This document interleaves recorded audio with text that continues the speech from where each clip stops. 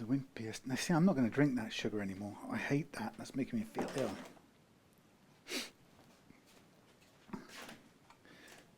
So here I was trying to cut down on sugar, you know, and I've tried this stuff out. I've been drinking it in my coffee up here, and do you know what? Sorry, but it makes me feel odd straight away of drinking it. It has a bad reaction to me, and I think that's enough. I need to know to not bother drinking any more of it. Simple as that. And I'm only putting like a half a teaspoon in. Anyway, enough of that. Here we have Dave's lovely cherry red brand new ES339 from Epiphone with the new shaped headstock, and I'm such an idiot because here's me going, yes, I've got a brand new unused roller bridge to swap out for this, until I get the damn thing here and I realise these are being produced seemingly all with nickel. So I've just had to spend a few minutes ordering one nickel. So I'll do the setup tonight, and of course this then won't get finished until the nickel one arrives on Wednesday. So it'll be ready for collection Thursday. So I'm going to have to email Dave and say, I'm so sorry I led you to believe you could come and pick this up Wednesday. It's going to have to be Thursday now because I'm such a dolt. Anyway, everything we like about the 339 is right here. The small semi-acoustic sized body. Yeah, just nice and manageable size. Yeah, with no longer the good old-fashioned boffin egghead type shape. They've got a more of a Gibson shape, which I think is generally just doesn't look so odd. It's not. It's a bit wider around here than a Gibson, but anyway, it's not bad. It's a nice nod to the original. What we have here, well, we have first of all two higher first fret action with what appears to be a NuBone nut, and there was a bit of a discussion earlier on about NuBone. Come back to that in a second. Pretty good frets again. I'm really pleased with these. That's why, on one sense, I'm saying this is my happy place. The ES339, complete with a new adjustable, custom-made adjustable Tusq nut, new strings, an improved roller bridge upgrade, and a precision leveling to get rid of the fret slap that you get on some of the lower strings. But apart from that, they do them really well these days. They're improved quite a bit in my book in quality. So the business about the NuBone. Somebody said to me on a video today, said, but isn't NuBone Tusq? And actually, I think I'll go out on a limb and say, no, it isn't. And the reason I know it isn't is because the same company makes both stuff. That's Tusq, and it's a harder, denser substance. This is chalkier, and it's softer, and it wears quicker, and I've not found this as good by quite a way as Tusq. So I've replaced many a NuBone nut, even with the words of people ringing my ears saying, this is Tusq. It's Tusq. It's made by the same company, as far as I understand, and it shares some of the Teflon kind of constituent stuff, but there's no doubt about it that it's a different material. And the reason why, one of the reasons that you can tell straight away that it's a different material is, I don't know if you remember me saying that I recently got myself a JHS repairers trade account, which means I can get Tusq nuts at better prices, more like trade prices. And actually, there's a few things I can get, but mostly the benefit to me is Tusq nuts. And I can tell you now that I can get, and I'll maybe get this just very fractionally wrong, but a 10-pack of nuts like this will cost me about 24 quid, something like that, 23 quid at the trade price. So that makes about £2.40 or something a nut. Its normal price is normal retail price is £13.99, and I can get this individual item, not 10 but one. I'm getting at about 8 quid, about between 7 and 8 quid. So you can see that the unit price of this is, it starts off way higher, or any Tusq nut. So the Tusq equivalent of this nut is, is about 10 quid, 12 quid retail. Here, the JHS aren't selling single ones; they're selling them in tens. But 10 puts them at about £2.80 each. So that's 10 quid versus, no, that's not good. Call it 6 quid trade price for a. It's not even 6 quid, is it? Because, sorry, the Tusq version would be about 7 quid trade price. So 7 quid trade versus £2 trade. So it's at least a third. It's only a third. So NuBone is going out at about a third of the cost of Tusq, and that's JHS's own kind of pricing. So I can promise you that Tusq it's a more expensive, and it's I think a more reliable, harder product. Now the question comes down to things like, is there really that much of a difference between them? Well, I've had Tusq. I've had NuBone nuts on things like Harley Bentons for a while. They were putting them on there. I don't know if they still do, but I've had NuBone nuts on Harley Bentons, which were sticky, pingy, horrible, and didn't seem to work. I've never had that problem with the Tusq nut yet. So anyway, I'm going to stick with Tusq, and the reason being is, when I saw the prices I could get these at, I was immediately, oh, God blimey, let me have some of these. And then I had to stop, and actually for me it was the Telecaster strap ones were about £2.50 each at trade prices when bought in tens, and they only sold them in tens, by the way. But that looked to me like a great saving on what I was paying at the moment. So, but no matter how attractive that reduction in price was, we just couldn't do it. There's no way I can go away from what I know works. So I'm sticking with Tusq, and that's final. But it isn't the same material, I promise you. It may be very closely related, but there is a qualitative difference between the two. And I'm going to stick with Tusq. You can see when you get up close to it, it is literally a denser material that won't wear as quick, and I've had nothing but good results. So there we go, enough of that. So what am I going to do with this? I'm going to replace the nut straight away. Then I'm going to prepare the frets for leveling. I'm going to set a really low action, and then get stuck into it, and then get it all done. And I probably won't restring it. I'll probably take the guitar home with the strings, and then when I get the new roller bridge in a couple of days' time, I'll fit the strings then and stretch them out. Yeah, and take and intonate them. I can intonate them on my home amp tuner. Anyway, so that was a bit of a downer because I thought I was all ready and prepared, and I just didn't occur to me. This is nickel, not chrome. You can see the difference. Anyway, problem is you can see the difference when you look at them side by side, right? The chrome is obviously brighter and silverier, but when somebody comes into your home and opens the case and shows you the guitar, you look at it and you go, oh right, yes, I've got a bridge like that, but you haven't. You've got a chrome one. All right, so first of all, let's get down this end. Sorry to those who were hoping that I would somehow stop moving the camera around. I am currently charging the, whatever that thing's called, the gimbal. It's too much trouble really to use the gimbal in the process of doing the work. The gimbal is a good thing for when you're moving around outside. It does smooth out the process of moving around and filming.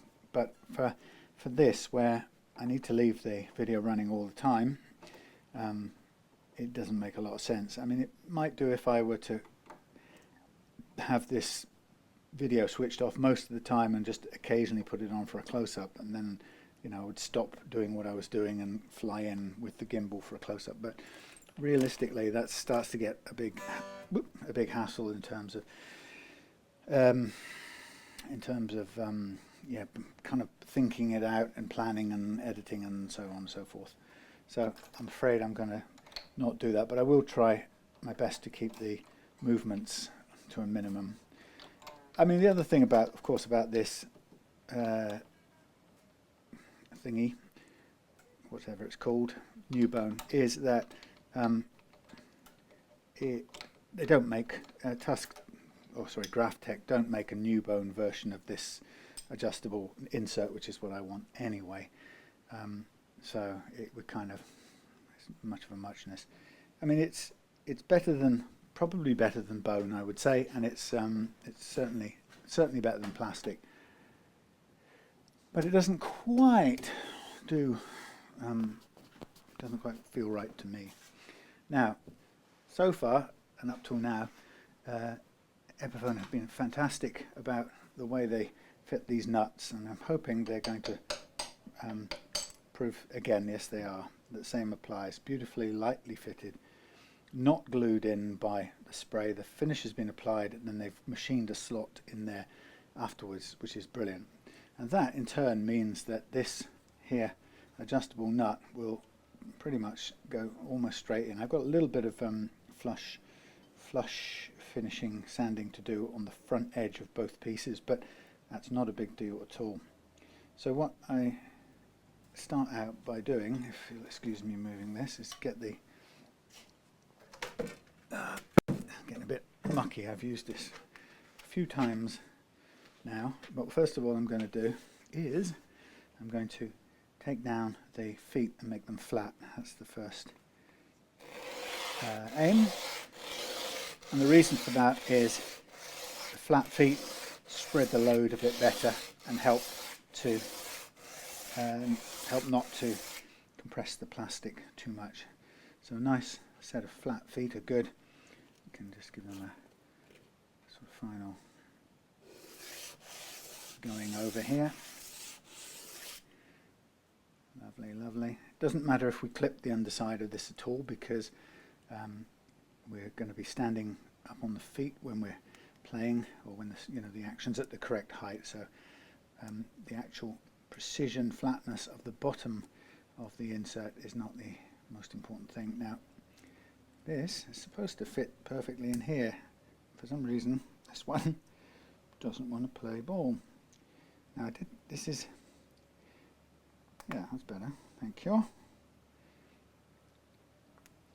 Right, it's quite a stiff fit, but that's okay. So there's the fit, and all that I'm bothered about just a second now is the edge between here and here. And so what I'll do is I'm going to start by sanding it down on here. It's going to make it a bit mucky to begin with.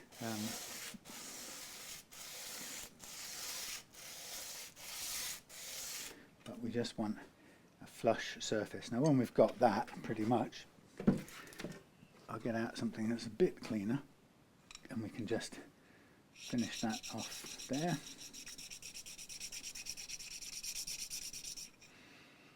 Again, not the cleanest looking thing in the world, but what I'm looking for at this point in time is just a flush, smooth finish. And then I'm just going to check it in its, seat it in its little slot, which appears to me to be perfectly fitting. Just about perfectly fitting. Yeah. Might just try and clean it off a little bit more now.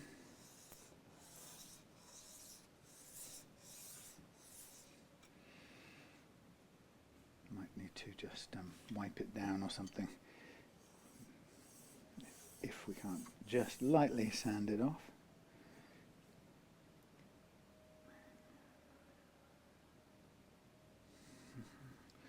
Okay, just out of view, I'm just testing it in the slot to make sure it's a nice fit. That is pretty darn good. I'll bring the guitar back into view so we can see. And there's actually a bit of a raised lip along here. It's like a shaggy edge to the fingerboard, which isn't really necessary. So we'll sort of just try and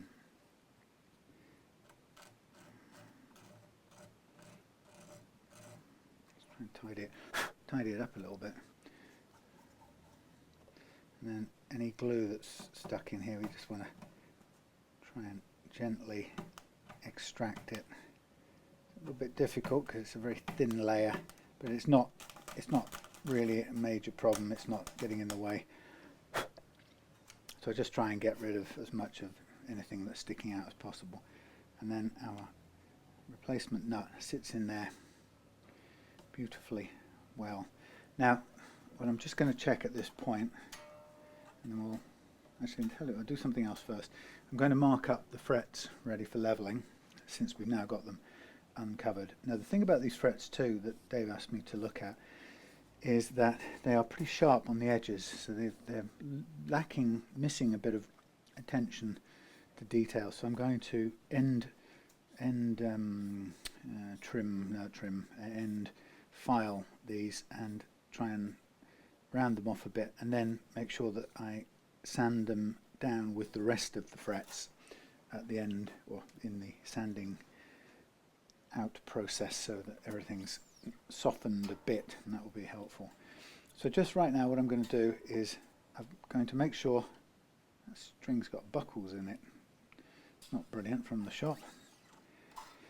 Wouldn't be surprised if that breaks at some point. So what I'm going to do is, first thing, I know already that my grub screws are all the way out because I remember sanding them flush, so they're going to be at least flush, if not, you know, lower. But we start off by tightening up the middle two, just to hold the nut in place. It's going to wander off sideways until we put some extra load on it. Then we get a note.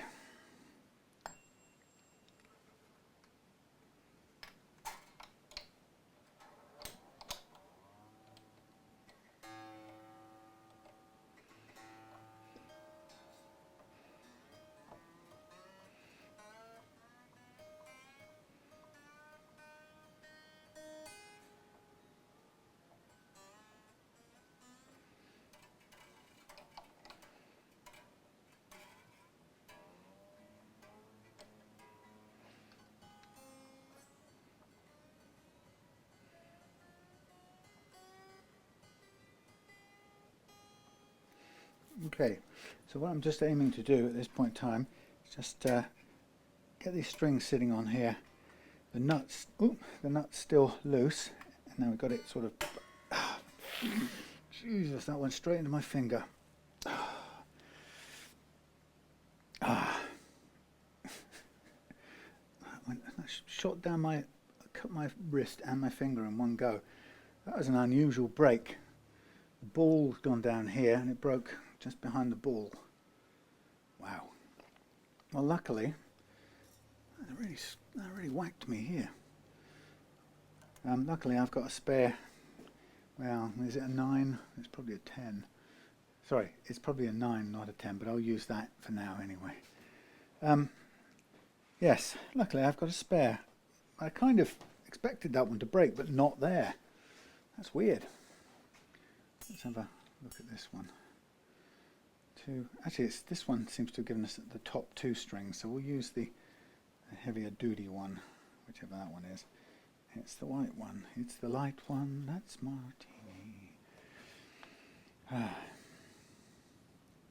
Right, we'll be back on track in a moment when I've stopped bleeding.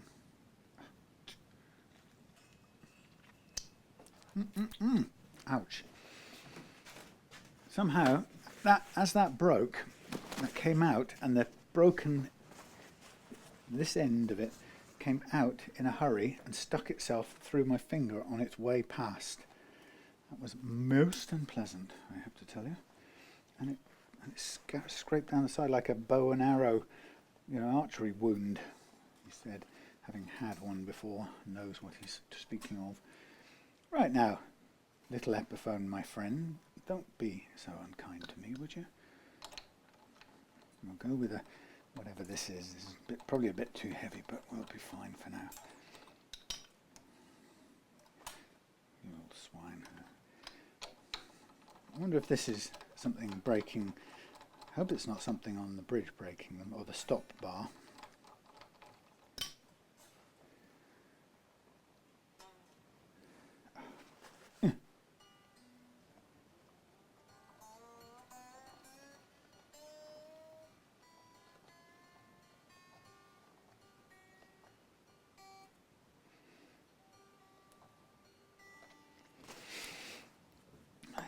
tuning.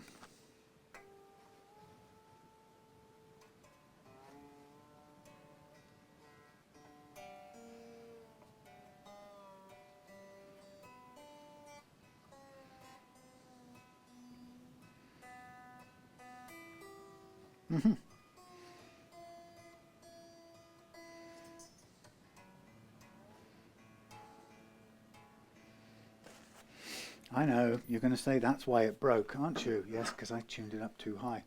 Well, maybe, but I think it more likely, well, it broke when I pulled it. But it paid me back the wrong way, the bad way. Okay, so nice thing about this now is we've got our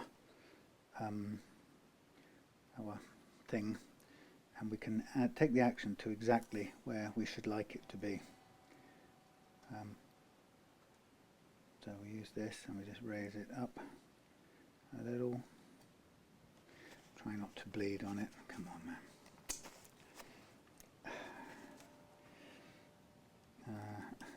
It'll stop in a minute. And then go up this end also. Okay, so there's our working action at that end. Then the next thing we want to do is to set a working action down at this end. I've already done it because I wanted to, earlier on, I wanted to check the basic feel, or hear whether there was any fret slap. But let's have a look now. 1.5 just, and 1.5 there, so we can go in a little bit on this one. Give it a little bit of a test or a challenge. 1 point, nothing. Back out a tiny bit. Should be 1.1 to 1.2. Good. Right, so there's our playing action. Slightly out of tune. Tuning's not critical at this stage, it's just for tension.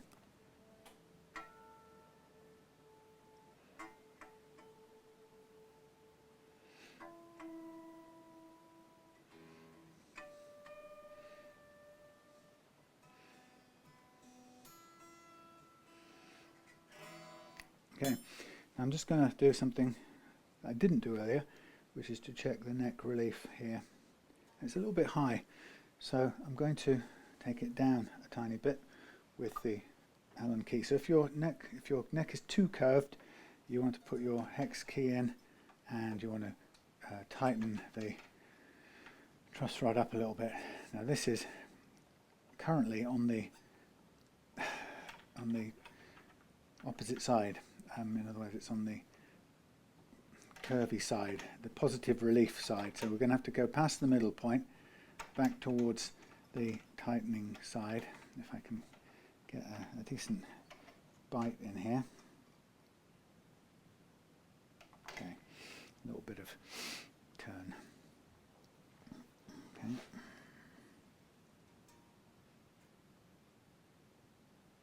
That's very sensitive, that's good. It's just a little bit flat now, so we go back a tiny bit. So it's usually, you'll get it to where it's somewhere between there, and small adjustments will get to where you want. So we don't need much. Any more than we need ends up with an action that feels higher in the middle than anywhere else.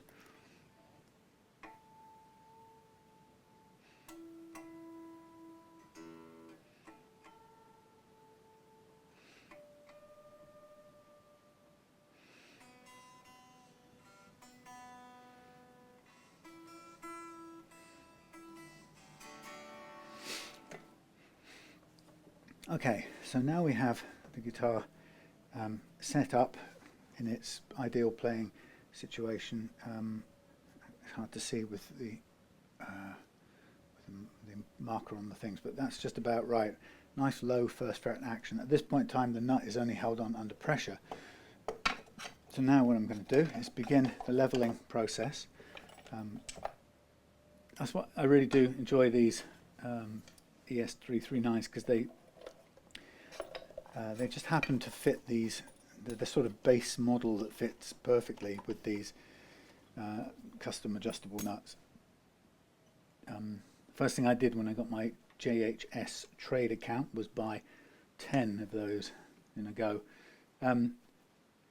Partly, first of all, because I know that I use them all the time, and secondly because There will come a time when they stop making them, because they were made to solve a particular problem, and of course that particular problem was time bounded. You know, it was for a particular guitar at a particular period in time, made by Gibson, and so Graph Tech invented this little adjustable insert to solve Gibson's problem, or to give customers a solution to Gibson's problem. So as a result, you know, eventually it's reasonable to assume there'll come a time where that problem isn't any longer being had, because Gibson will no longer be producing guitars with you know, the inherent problem, and in which case, you know, it will be a downer for me, because I will miss having these items ready made. You know, I had a couple of options. I can either, you know, get a fair supply in, you know, on the shelf, which I kind of like to do, and also have a backup plan how to make my own, which I've also got, thanks to Gerard, my friend with the 3D printer. Now, first thing I'm going to tell you about this is a great condition neck, and really Epiphone, if you're going to want something to convince you to buy a guitar, and I wouldn't have said this 4 years ago, because Epiphone weren't quite this way around. I'm going to see if I can show you a close-up. Sorry about the flying business. Yeah, this is what I would really commend, and a tiny bit of leveling. It's hard to see. Cutting, not much, but cutting, tiny bit, cutting, tiny bit, not cutting, tiny bit, not cutting. But more or less, that is as good a neck, a fretboard, as you're going to find on any guitar out of a factory. In fact, it's among the best I've ever seen. What I'm doing on this is I'm just clearing up this little bit of. I'm going to take care of that, but that is amazing, and I see this now time after time. Oh no, that's a song I'm going to be playing soon, hopefully. Yeah, I see it now time after time with Epiphones. It's becoming consistent, particularly with this new model. So I actually don't have to do any more on that track than that. Now I move to the B track, and we should find a similar quality there. So it's a definite improvement. So, like I say, if you want something tangible to make the decision, that is not only as good as, it's better than most other guitars that I see that come straight out of any factory at this point in time. I mean, I don't see thousands of different brands all the time, of course, but you know, if I were to see other guitars that had this sort of quality of fretwork. Now, what I mean by that is, I don't mean that the frets aren't sharp, because they are. That needs a bit of work. But I'm talking about the sort of general levelness straight from the factory, because it's very difficult to get a very level, straight off the bat set of frets, but the Epiphone are managing it fairly consistently. Now, when you look up close, I can see, for example, this one's cutting up quite a lot, whereas that one isn't. But that one's now being just clipped, so we now evened out. You know, the amount of unevenness between them was tiny. There are no big patches here that I worry about. There's a little bit of a ready-made fall-off, if you like, on the end here. It could be deliberate, could be something they do in the factory, I don't know. But these frets appear low at the end here, and I'm not going to worry about that, because low frets right at the end are never a major problem. But, you know, this is remarkably good stuff.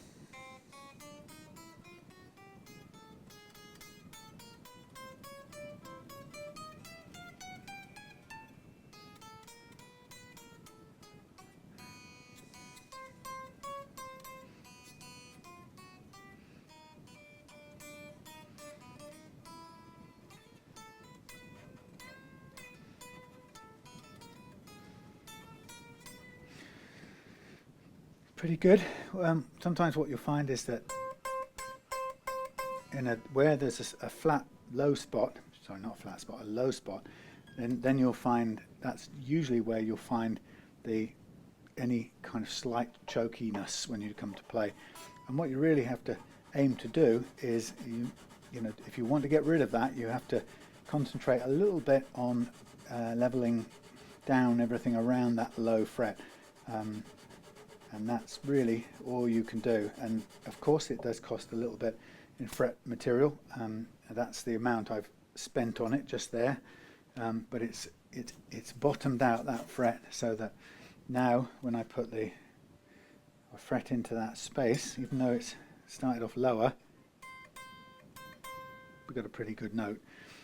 Could possibly do a little bit more, but I don't want to cost more fret metal on it. I think it's good where it is, and we've got a low action set. So now we're on to the G, and the G is an interesting one because it's on the G track.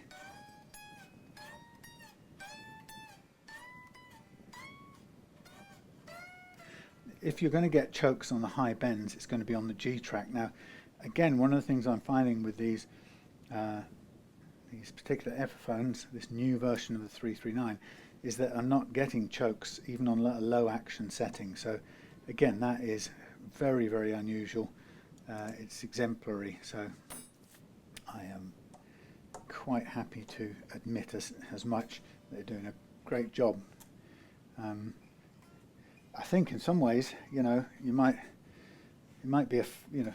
add to the fair argument that people make that, you know, an Epiphone of this quality actually could be argued to be better and better, and certainly better value for money than many of the USA Gibsons, you know, the same models, because well, I've seen any of those immediately recently, but certainly you know, historically the ones I've seen haven't been astonishingly good. But this is as good as you'll get in fretwork for any price point, apart from the little detail of the sharp ends. But what we're looking for is something that will allow a user to set a nice low action straight out the box if they want to. Little low fret here.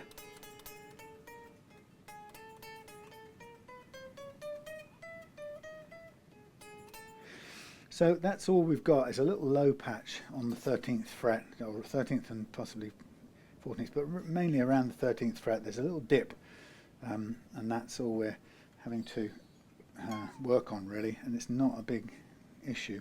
A bit more to take off, or a bit more to alleviate, or a bit more to fix or cure when we get to the low strings, but that's a slightly different kind of dynamic or different reason, if you like.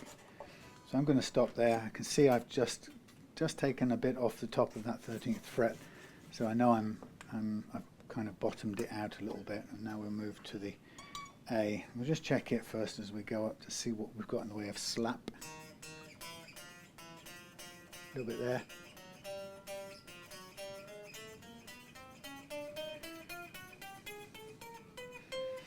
Yeah, a little bit all the way, and like many before, this G is also higher.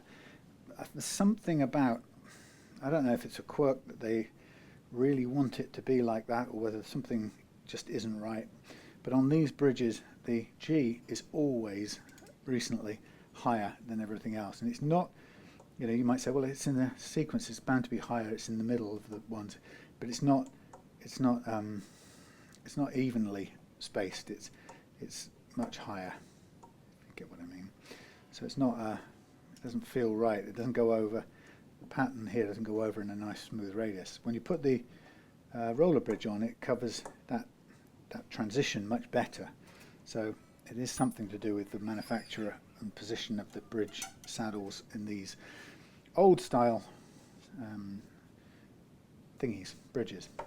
Now when I get down here, I'm changing my thought process a little bit, because at this point I know I've got really good frets generally. I've not got any high ones. I haven't even got sort of typical clusters of highs and lows. That there's just one low one, but that's not too bad. But what I am thinking about is I'm thinking about the the very slight ups and downs, which don't cause buzzes as such, but they cause what I call fret slap, and that was that slight zinging that you get pretty much all the way in different, more or less in different places, but somewhat all the way across the neck. So what I want to do at this point is, instead of chasing out any single low frets or high frets, I'm going to try and just use the rod in its exact shape. So I don't really want to put any downward pressure on it at this point, as little as I can anyway, and I want to use its back to front motion, and the aim is to, if you like, scoop out the smooth curve that this rod currently has, or the banana as I call it, and impose that onto the slightly less than perfect fingerboard underneath. And I can see that it's doing that fairly well, and there's a higher spot here and a low spot there, so kind of what we already understood, really. So now, so here I'm listening to see if these notes clean up from the fret slap. A little bit there, a little bit there. Some still there, but better. So I'm going to carry on with no downward force, just the shape of the rod sitting on the metal of the frets, and ideally just having the holding the thing in the middle mostly, so that it's just kind of keeping its curved shape, hopefully.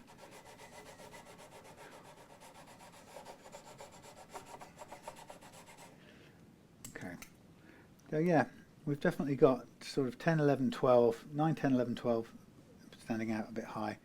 You know, what is generally a slightly lower patch or lower section here, and then a lower section right at the end. But all in all, these are really, now we're in fine details now. We're in making this play at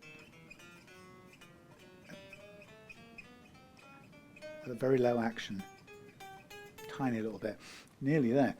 Play at a very low action without any fret slap, so it's not got any fret buzz and choking, but we're now, you know, also getting rid of that annoying little fret slap caused, I think, from all my experience tells me, caused by a tiny lack of clearance for the strings to spin freely, and that seems to be caused by the very slight hills and valleys in the neck.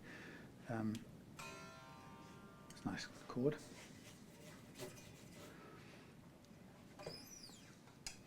So, you know, it is a luxury.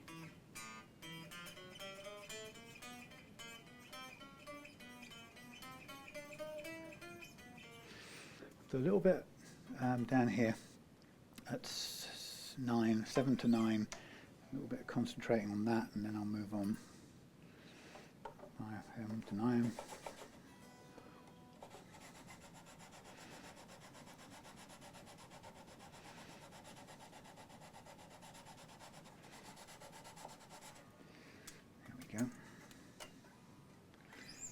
Just going to move on because I know I'm not going to do any more there because it's pretty good. So now on to the A.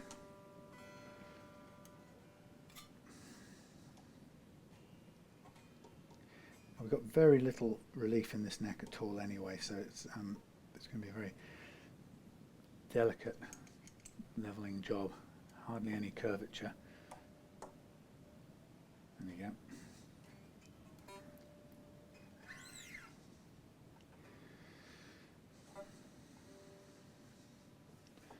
Again, gravity only, really, as much as possible.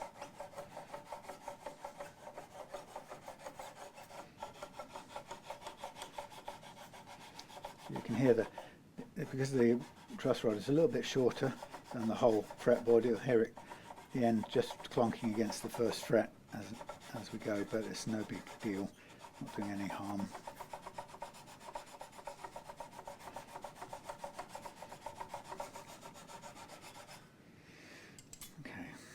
Listen.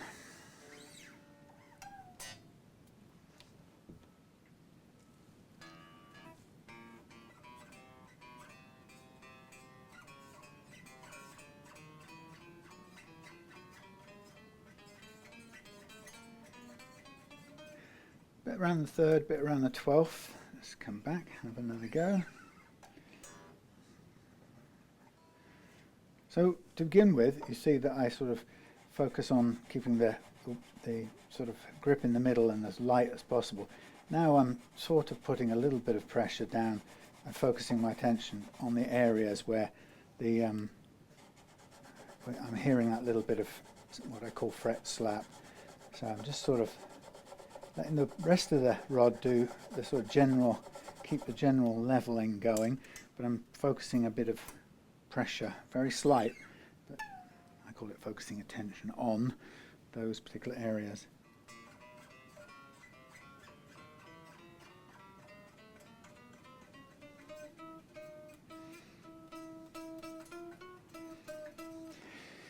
Last bit up there, just to be really finicky.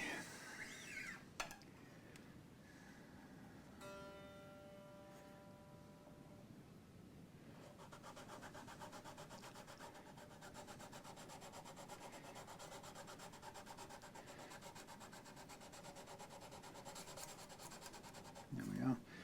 That's all I'm going to do for there. Now onwards.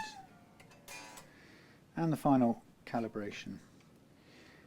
So, truth is, good enough to play mostly out of the box. You could probably get a pretty good action out of this if that's your thing.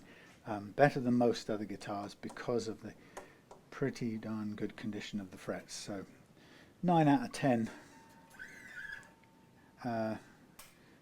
You know, it's not perfect, but no guitar is ever perfect. And the reason I give this frets on this 9 out of 10 is because actually in terms of precise fretting they are as good, if not better, or at least as good as anything I've ever come across. It's a sort of gold standard, I would call this at the moment, the Epiphone 339s, probably why I like them so much. Maybe I argue that it loses a point because the ends are sharp, and that's all. There's nothing. Even the neck, the wood of the neck isn't as bumpy as most guitars. It seems to be, you know, fairly flat.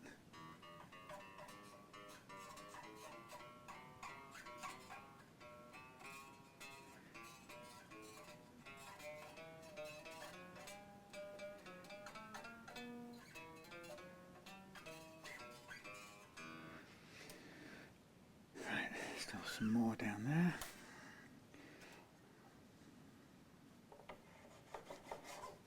Stay on. I'm just going to let this do its thing.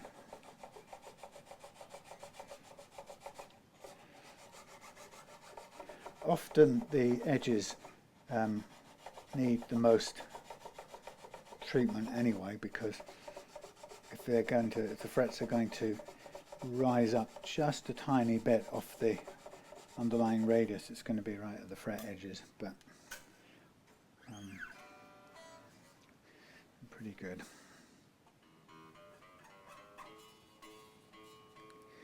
Just check the height on this because this is pretty low.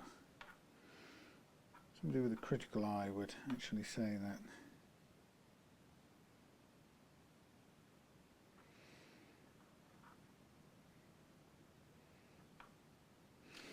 It's kind of a tiny bit pushing it, I would say.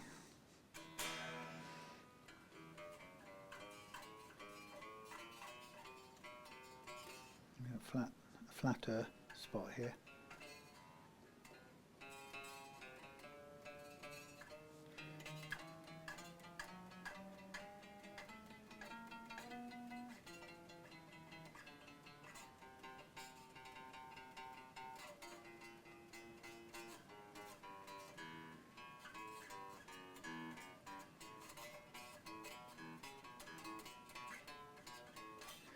Around about 5 to 7, I would say. Still a little bit slappy for my liking, so I'm going to focus on 5 to 7 a little bit more.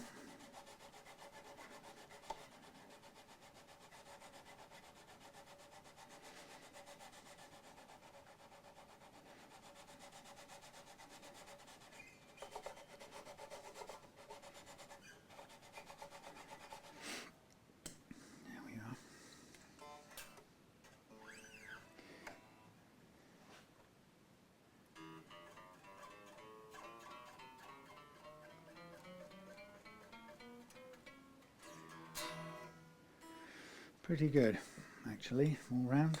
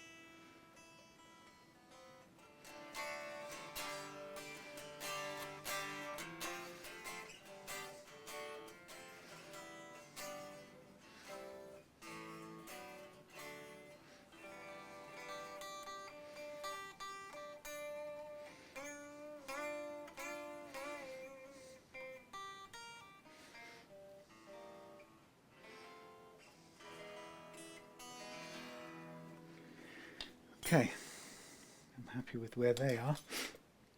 So now I'm going to take the strings off, but I'm going to go from outside in so that the nut doesn't go flying off where we don't want it to go.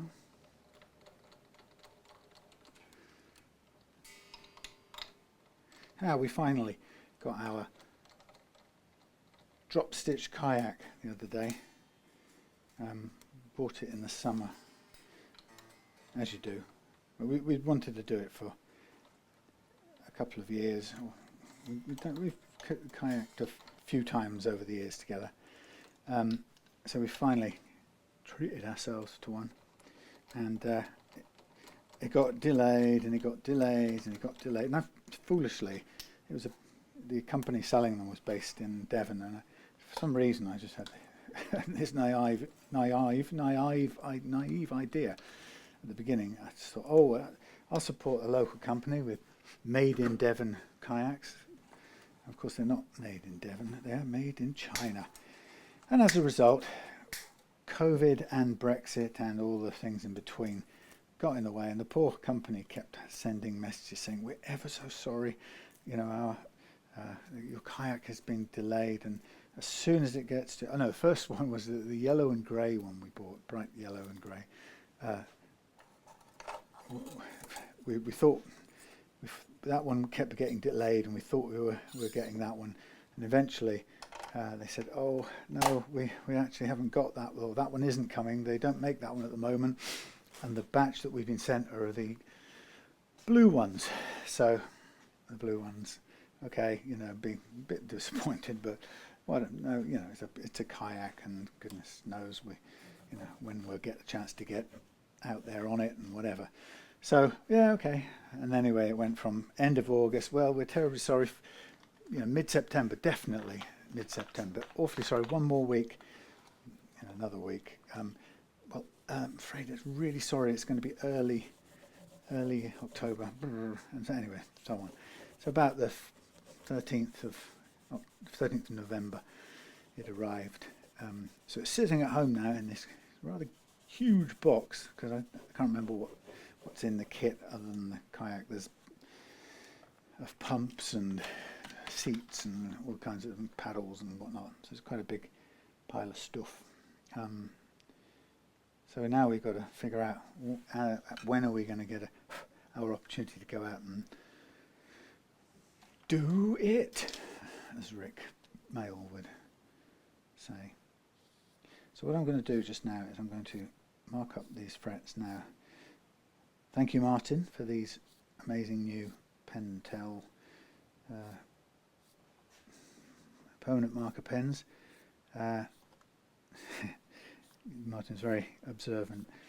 He must have seen me bemoaning the lack of a working marker pen. So not only did he send me, where have they gone? Let me show you. If I can find where I put them. Oh, come on, there was a whole stash of them. Very clever of me. I've now gone and put them somewhere that I can't find.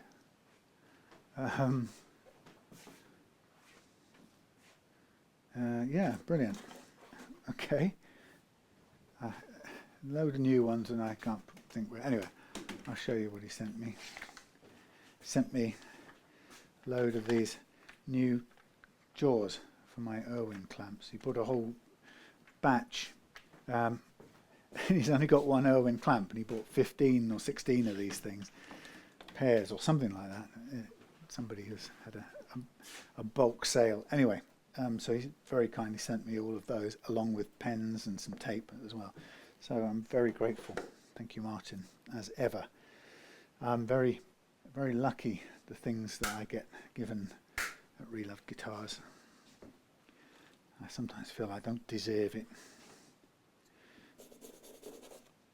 Now what I'm going to do, before I do the fret edges, I'm going to recrown the frets to make sure that they stay same levelness relatively, but to make sure that they're arch shaped, nice and arch shaped.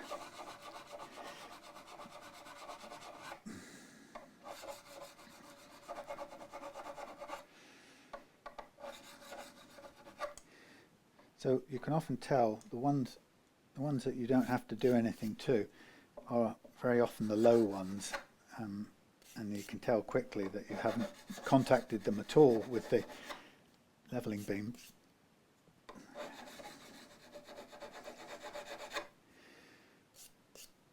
So in a minute after this I'll do the filing to round off the ends.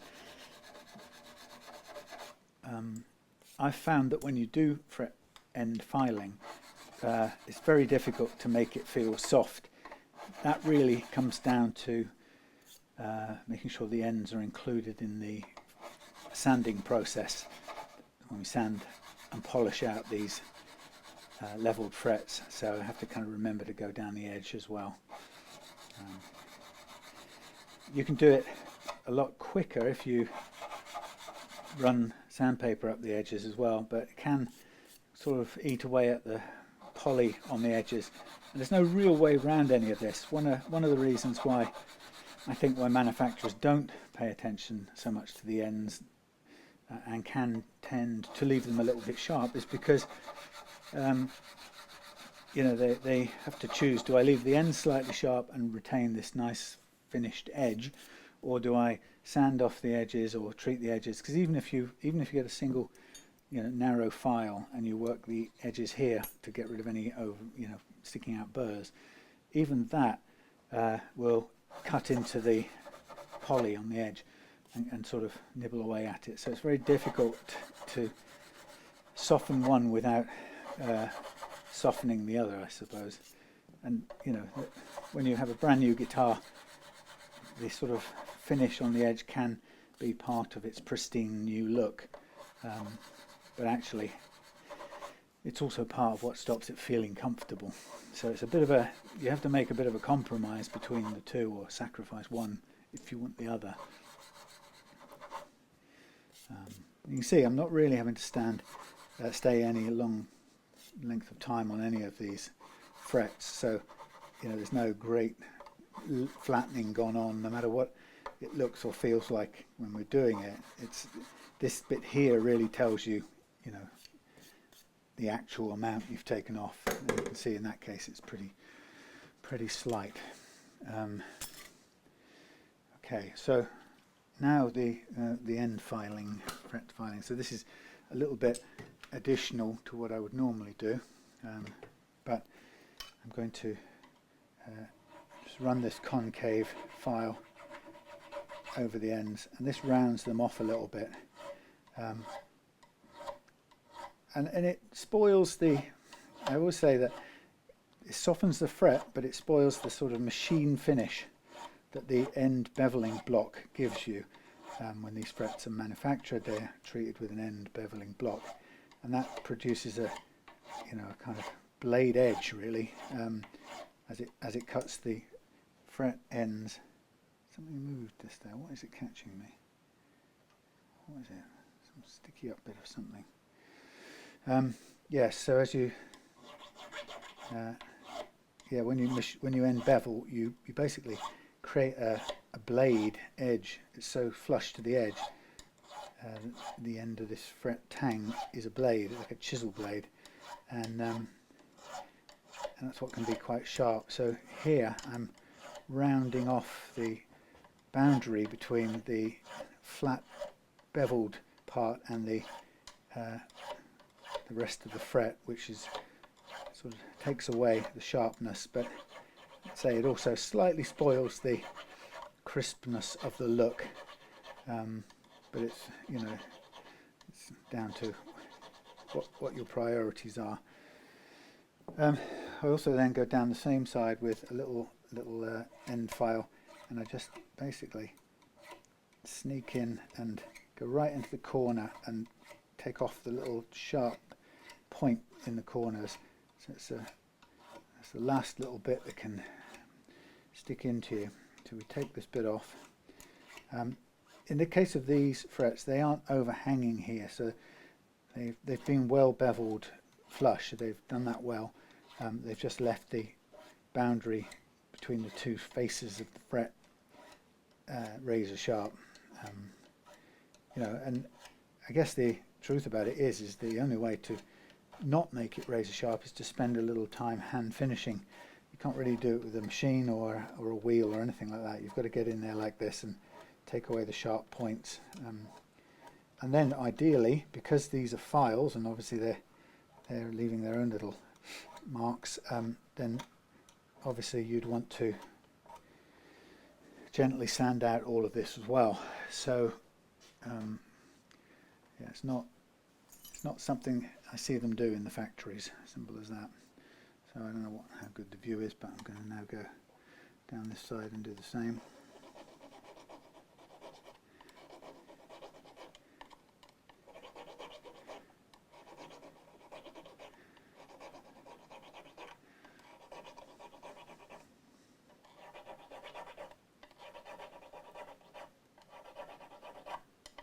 And after this, I will cut a load of masking tape, and we will mask off the fingerboard, so that I can sand out with my range of sandpapers.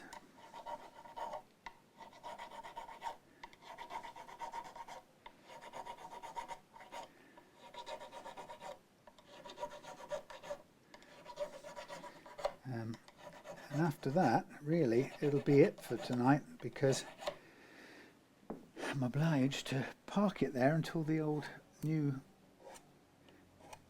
nickel roller bridge comes in. And I'll still have a spare chrome one. I get the feeling I'm never going to find anything to fit that onto ever again. I don't think I've got any Tune-o-matic bridge style guitar. I've got one. Is it one? Yeah, I've got one Tune-o-matic bridge style guitar that's already got a shallow roller bridge on it, and then I've got a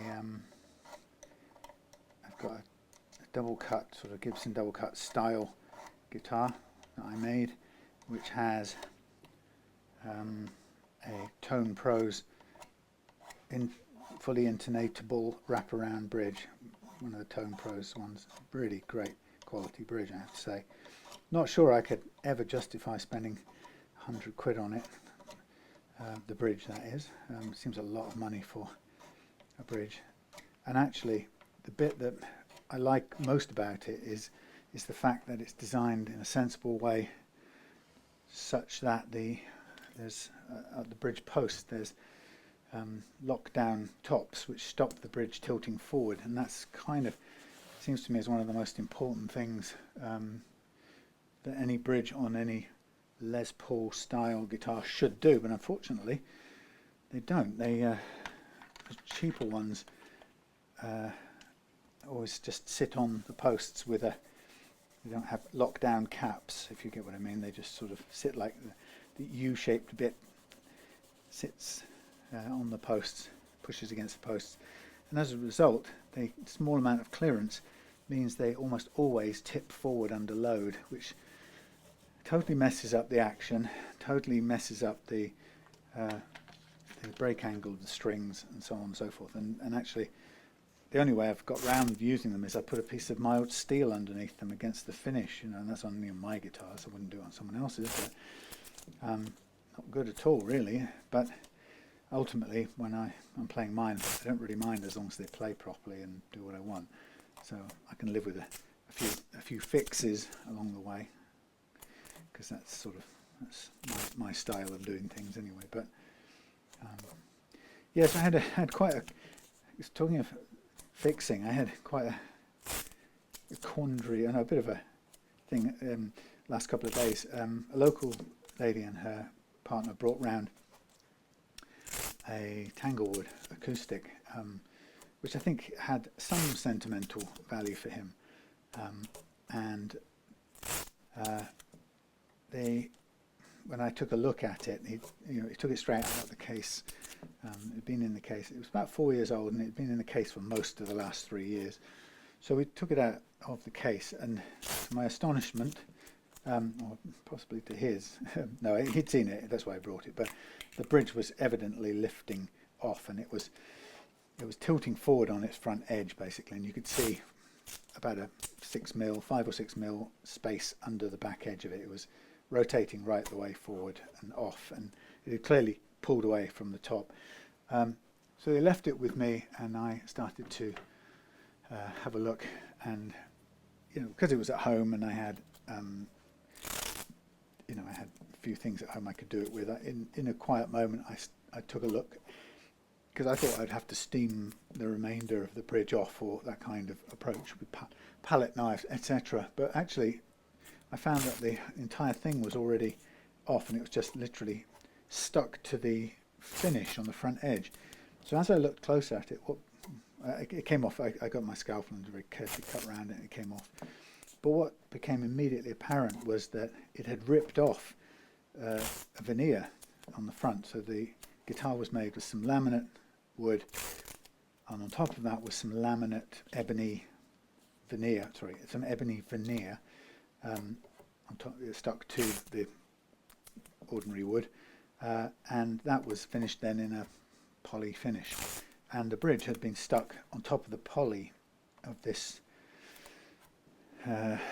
ebony veneer, and basically the bridge had torn the entire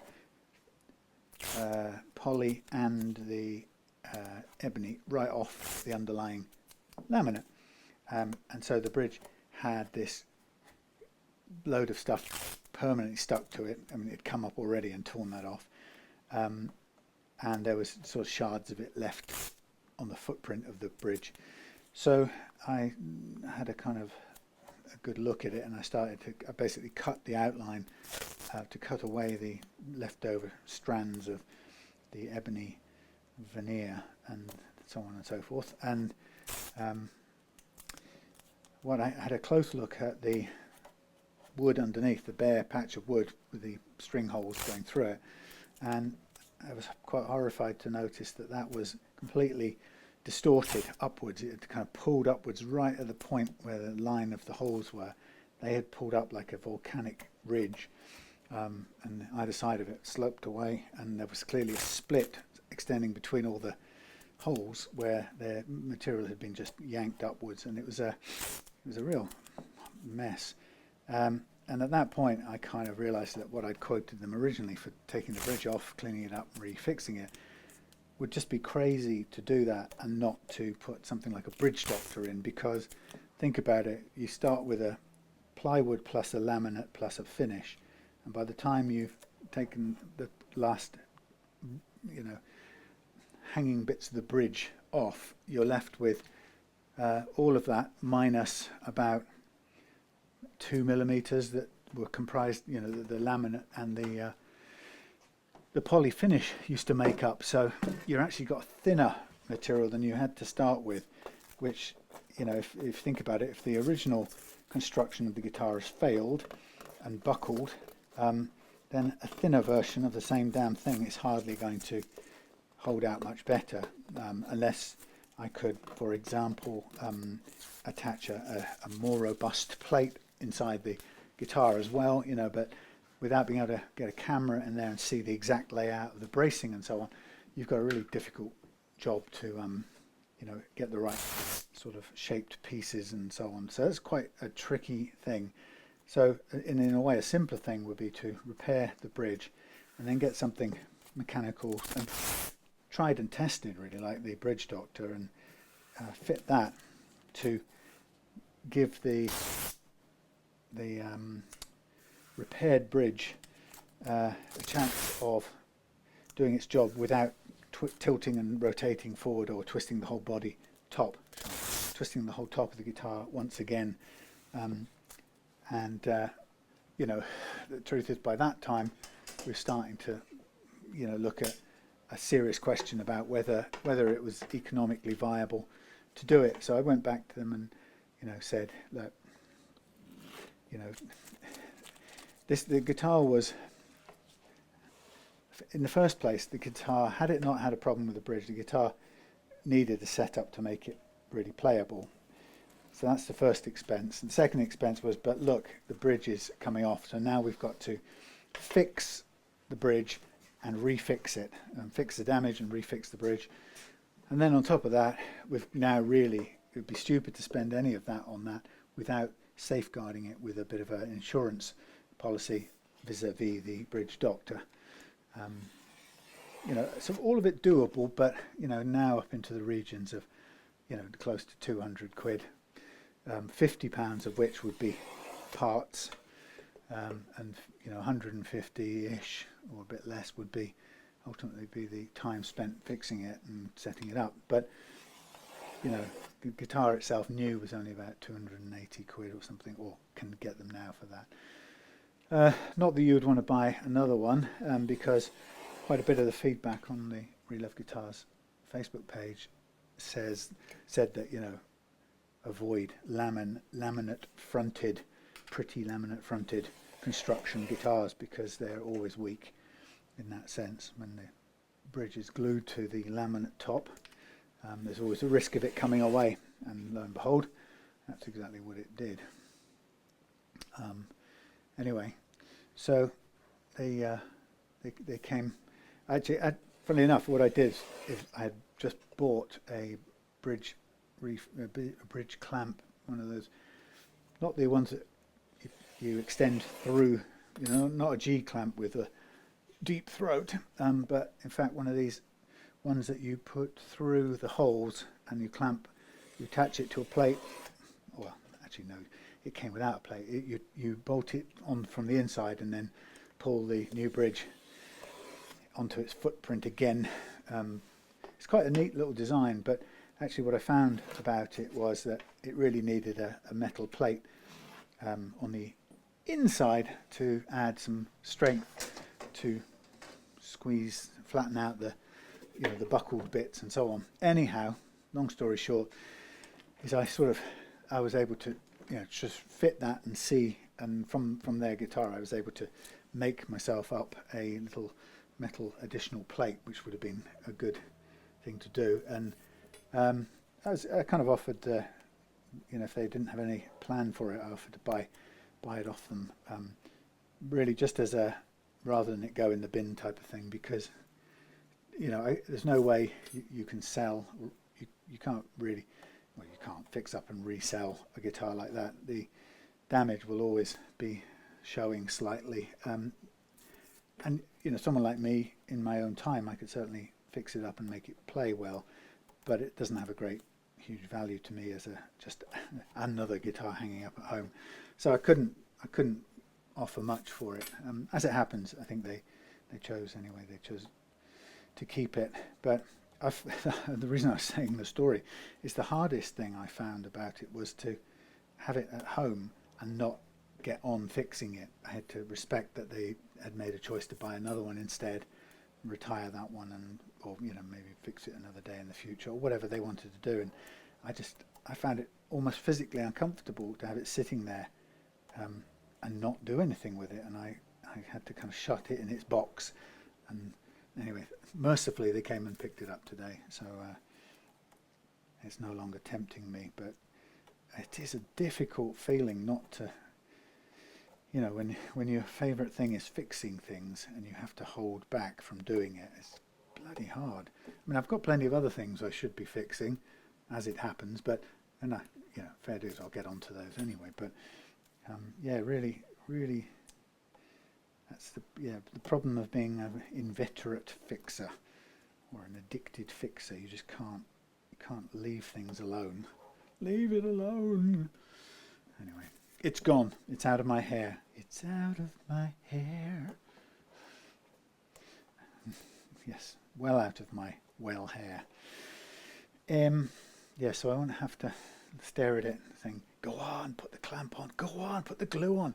You know your wife's got some tight bond in the drawer over there, even though you haven't brought the stuff back from the workshop. There is some there, go on. I'm not going to. Now, I'm going to cover the pickups now with this frog tape, but unfortunately it's going to probably pull the plastic covers, well, it almost certainly will pull the plastic covers off when I've finished. So that's just how it's going to be. I hope you don't mind, Dave, that I've been the one to take the plastic off your seats in your Ford Firenze, no, your Vauxhall Firenze, or your Cresta. Vauxhall Cresta? There was one, wasn't there? Now, I'm not making any jokes about age or anything, but I was just thinking of some of the great cars of the past that I seem to remember encountering plastic seats on. Do you remember that? It always struck me as weird. Why have it if you're going to keep the plastic seats on it? Now, I understand with this one, Dave's only just bought it, so he hasn't done anything to it. I guess I'm just trying to warm up to admitting that's why I've taken the plastic off, because... Anyway. Right, so there goes the fret leveling stuff out of the way. You stay there. So now I'm going to go into the land of polishing out the things here, frets they're called, and the edges to soften them up. And we have some new micro mesh, full set, 9, and we have a usual set of sandpaper to go through. And I'm going to do this off camera because it's boring and noisy, as I always say. When I return, well, actually, you know what? I don't think I will return, and it's a bit of a crap ending to a video because I'm going to take this home and just fit the bridge and the strings when the bridge arrives. It'll be the last little detail. So, you know, I'll tell you what, I'll just get on and sand it and polish it out. I never usually do this on camera, but I haven't exactly been here for that long this evening, and I'm sure my batteries and whatnot are going to hold out. What time be it? It'd be 19:15. Okay, right. Okay, so let's just do it. Right, so I like to start by hand sanding the first one. And it's a peculiarity of mine, and I don't know why. What I'm going to do is, I kind of know why. It's just I like to see the tops of the frets. I like to feel them getting kind of caressed with the paper, and I like to feel the outside edges of the frets under my fingertips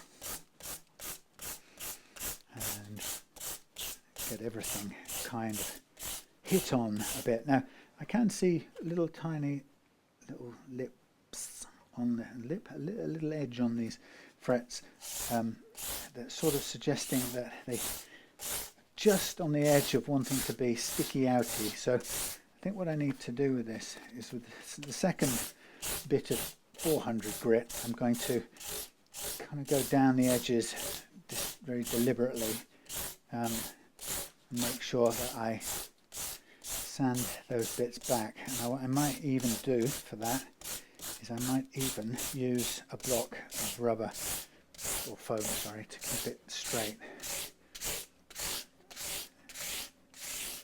And the more I go through all of this, the more I'm going to so can I use this? Is that, yes, 400. Yeah, the further I go through the different grades of paper, the more I'm going to remember, or I'm going to roll over the edge and catch the edge. So here I'm going to do it with the 400 grit, and this is just trying to catch any flakes of overhanging fret metal that's running the risk of catching the fingers. I'm going to do it on both sides, so I'm sort of probably also clipping the poly a little bit here.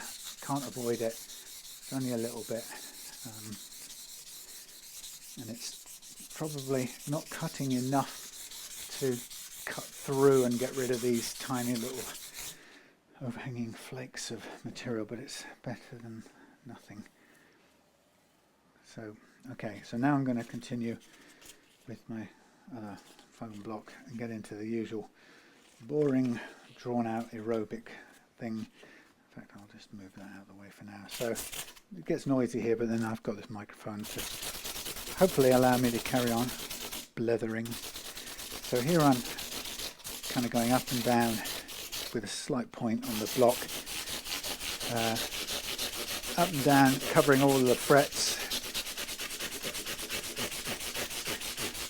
400 grit is quite powerful, so on one hand, you know, you might think, well, you're just polishing them now, you can't do any more leveling. Well, remember that we use 400 grit in the first place to do the leveling, so it's still very important at this 400 grit stage to be conscious about covering all of the frets sort of evenly, or as evenly as possible, to keep things even. And then I'm now going to sort of roll over the edge a little bit and try and round off the very edges of the frets, catch them as we go.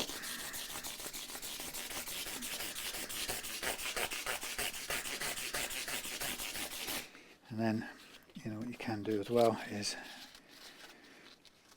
you roll up a sort of tube of 400 grit, and then we can sort of run it up and down there. So it's sort of, we might put something else in there to bulk it out, but you know, you can sort of bounce the round bit of your tube of paper over the frets, and the combination of sort of bounciness and flexibility will really help to round them off at this point. It's quite effective, this round tube business, and then the same there.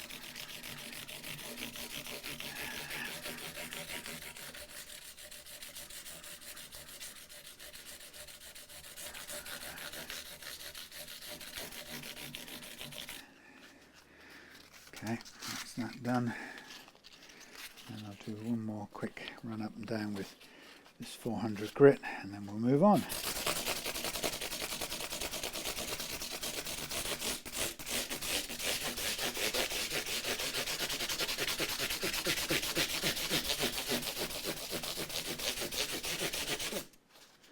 Okay, and the second bit, oh no, this is now 600 grit now, so we move on to 600 grit, and I tend to use each piece twice, in fresh part of each piece twice.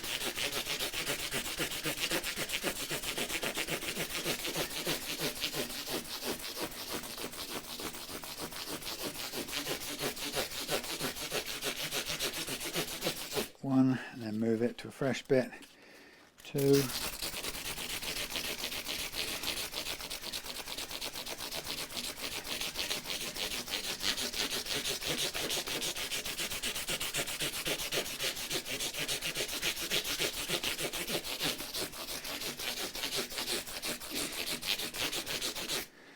And then put that off to one side. We'll do the next 600 fresh bit. So in total 4 runs with each grade really, and then when we get down to the micro mesh, it's just 1 with each grade. And this one, once I've done the next one now, I'll roll this up inside of that one and we'll do the edges, and then we'll be heading towards the next one.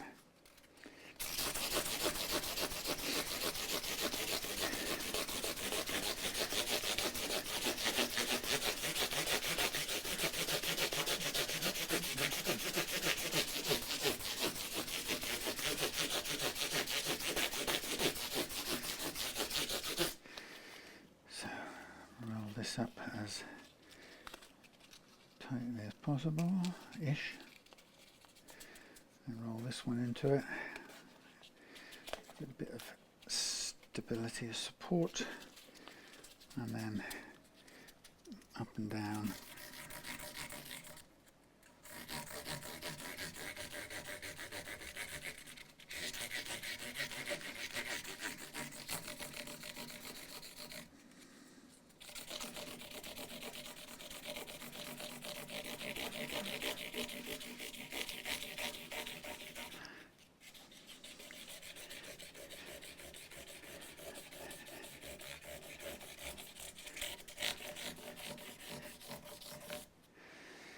Okay, 1000 grit.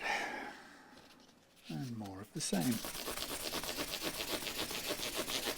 Now, at the 1000 grit level, we're at the very difficult to remove material stage of things. It's a difficult, 1000 grit is pretty gentle. I'm just covering this up because the edge here has gone through the paper. Yeah, so the 1000 grit is fairly gentle. We're starting into the polishing kind of mode now.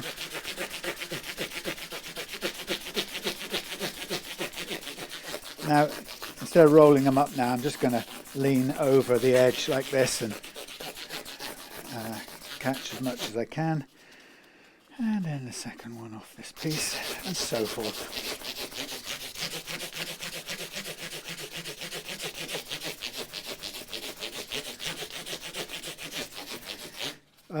This process is always one of taking away the previous level of grit scratch. So, 1000, I'm trying to get all the 600 grit scratches now down to 1000 grit scratches, and then I'll try and go from 1000 grit scratches to the 1500 grit scratches and on into the micromesh equivalents. But it's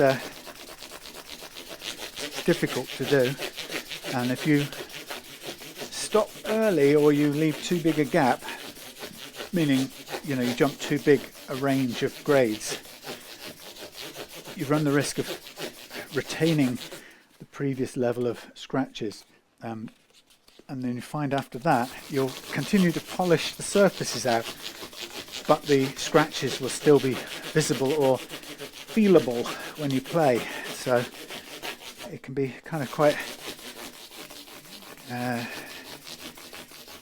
trick you into thinking you've got a nice set of shiny frets, when in fact you've got a shiny set of scratched frets, which can look almost the same until you get right up close, or until your fingers find the scratchiness.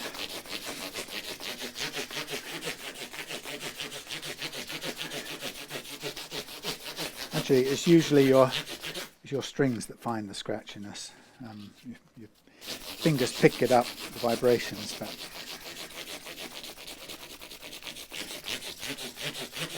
yeah, I'm going to have to ditch that coffee sweetener. I don't like it. I think I'd rather have coffee without sugar at all. When it comes down to it,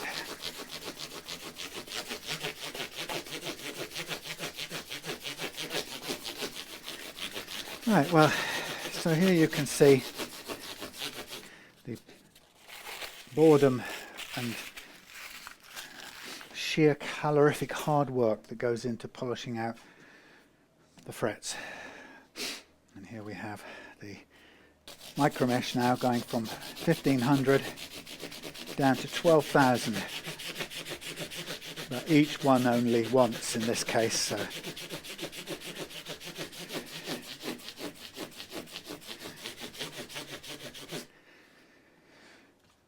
and there's only 9 of these to go.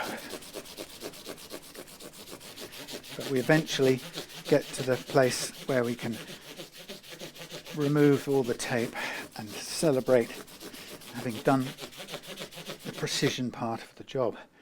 And the remainder is fairly straightforward after that.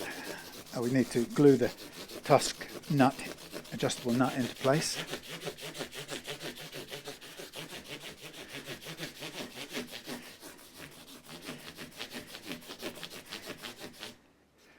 So, going on a cardboard hunt tomorrow. Claire's got a hospital appointment, so we're going to kill some birds with stones and go around to Halfords, see if they've got any boxes on the go. Steal a few of those, and I think we'll also go on some new jeans and a couple of new pairs of jeans for yours truly.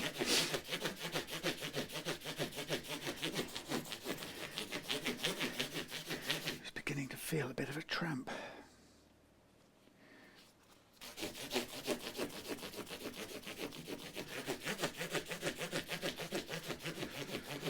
Okay. as you can see now, we're 6,000. These are the wrong way around. No, 2 more to go after that.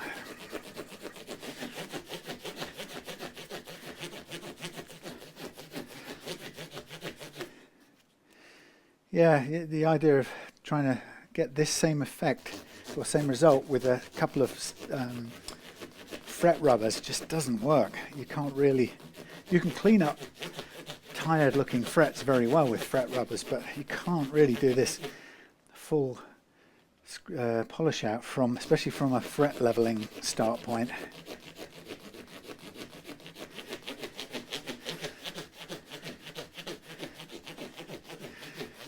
Okay, that's me. I think I keep thinking I'm catching on something. It's the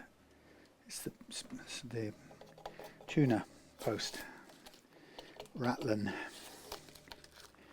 Okay, there goes the cover for the pickup. Sorry, that's just the way it is, I'm afraid. No way to keep it safe and retain that piece of plastic. Anyway, nobody wants that on when they're playing their guitar. So, one of the things that Dave was clear that he wanted was as light a playing, as easy to play a guitar as possible. Because I always check with customers whether they actually do want my idea of a low action, because a lot of customers do, and there's no right or wrong. You know, some people insist that a low action is stupid, you know, and of course, you know, heavy duty strings and a high action is how guitar is made to be played or something. You know, they'll have their own view on it, and that's fine, but they can also kind of get a bit dogmatic about it, insisting that their way of doing it is the only way, which of course isn't the case. But I always nonetheless check that low and light is how my customer wants it, and I level for that action, which is what you've just seen me doing. Of course, if they conclude later on that they prefer a higher action, naturally they can raise the action at both ends on this guitar now with the adjustable nut and with the just raising the bridge up. But what they do know is it can always go to this lowest action setting without buzzing and choking, and that's the aim of it.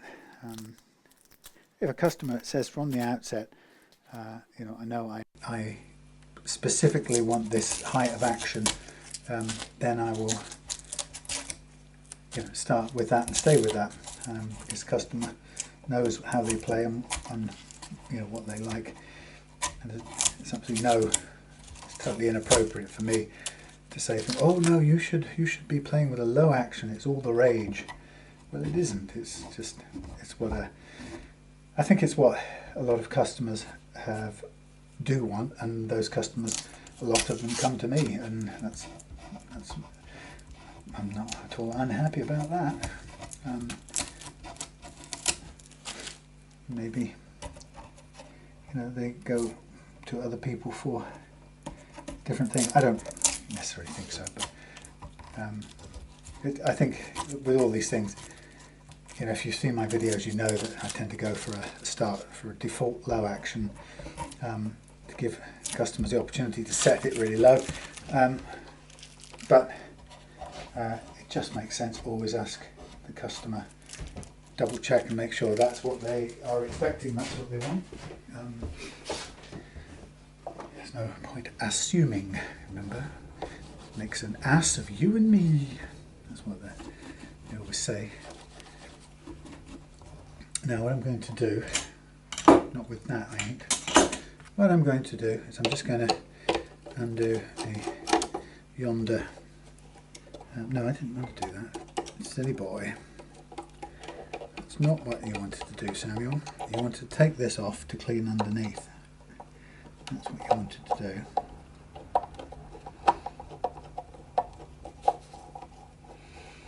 Because you made some dust you wanted to clean up.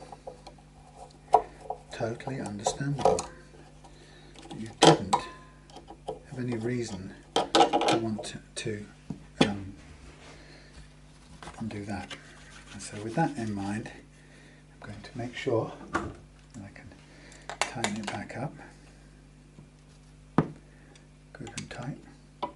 Before we replace it. Right, so I'm going to just give everything a dust down. That can come off then. Tend to hold on to the bits if it's not the end of the world, because of course I know the action I can reset them to, but there's a sort of, I always have a tendency to try and keep them at their original height.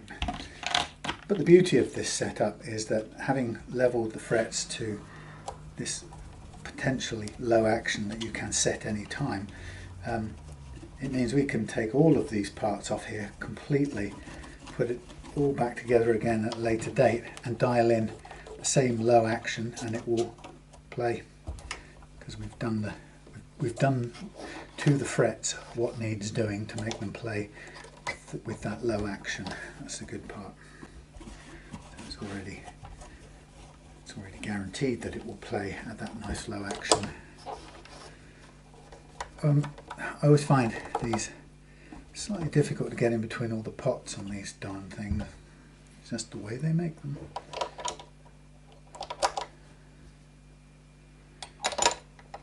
Interestingly, this is it's got a particular, yeah, these, well, it's weird. It looks to me like these are different sized notches. Bigger down there, large, large, large, small, larger, small. The B is larger than the G. That doesn't make a lot of sense.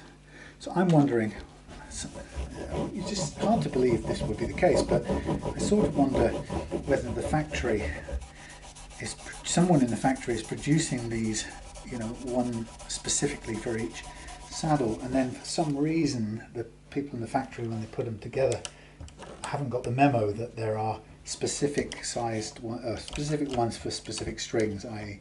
slightly bigger notch for the G compared to the B, and so on and so forth. Maybe that's what's happening, or maybe they're all just slightly inaccurate because they're not that precisely made. So maybe I'm thinking it too far, and maybe they just have a bunch of these saddles. They're all a bit different. They shove them on and hope that everything ends up sitting roughly in place, which I have to say they generally tend not to. They tend to feel like they're one sitting higher than the other for some reason. Okay, so there's the thing all thinged. There's a little scratch on here underneath the scratch plate. I wonder if it stays on it. Yeah, it is. I think it's where. No, it's where. I think it's where someone's put something under there to possibly to grip that thing, and it's maybe just scuffed the paint. Quite often you find that the screws that hold these here in place end up touching down on the finish anyway, which can make a mark. Not always, but sometimes. Right, so just going to do this up, and then I think we'll call it a day and take it home and wait for the blasted, whatever that, nickel bridge, great band. Let me just check one thing, straight from the factory, strap, no, that's loose. Slightly down on the points there, Epiphone. Now where to has that gone? Right, it's over here somewhere. Yes, I knew it was around. That's not so good. So we'll use the StewMac jack socket holding device. It's a cute little tool, but we'll use it to tighten up a bit. Always going to be a problem, always subject to coming undone, just the way it is. So I think what I'll do is I will replace the know what I'll do is I'll put the nut on first. Let's give it a quick rub down.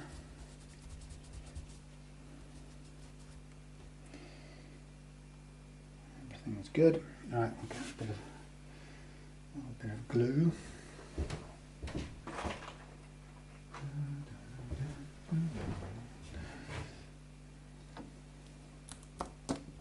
It's very funny, in a video comment the other day, somebody pointed out that I was humming Chicago song the other day. Hard to say I'm sorry. I just want you to know. It was such a iconic, memorable old song. So I'm going to push this in place and slam it down as hard as I can get it to go, and it's not sticking on anything. Brilliant. I'm going to do that again. I thought it would be sticking quicker than that. Well, that's down. It'll dry soon or later. And let's attach these. Then I'll put some oil on it and we'll be ready to take it home.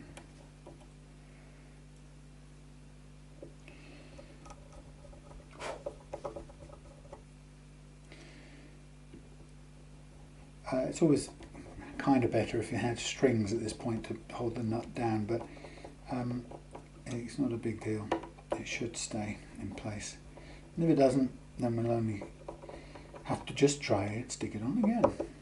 I mean, the less it has holding it in place, the better in many ways, but equally we don't want this whole base part falling off. That'll probably do alright. What I'll also do is I'm going to stick this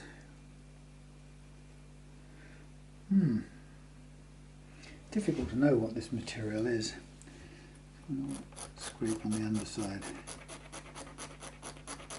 This feels a bit harder than that other stuff, NuBone. Interesting. Well, either which way, we've got a very nice replacement that's adjustable. What I'll do is I think we're going to need to put some bits somewhere. So the first thing I'm going to do is put the bridge, the original bridge and some spares in the spares bag. And bring it home with me.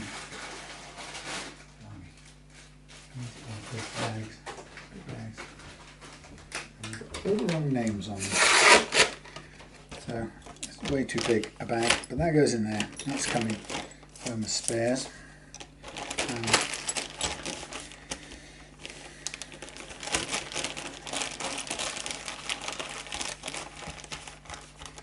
Let's put a tag of tape on there, and we'll do some oil on the fingerboard now and put it away in the bag. So there's the bridge and the hex key. Yes, the little hex key for the adjustable nut. So next I will do a bit of oil, and then we'll leave that soak in for a few minutes and put the thing away. And that will be it, ladies and gentlemen. Sorry about the complete lack of exciting camera angles. Sorry about the getting completely confusing myself with the wrong blasted bridge. I do that all the time. Second time I've done that, assumed it was chrome and found it was nickel. But there we go. So I think if I was smart, I would go and look at the spec for these 339s, because if all of the new ones come with nickel, then there's no point buying a chrome one for these, is there?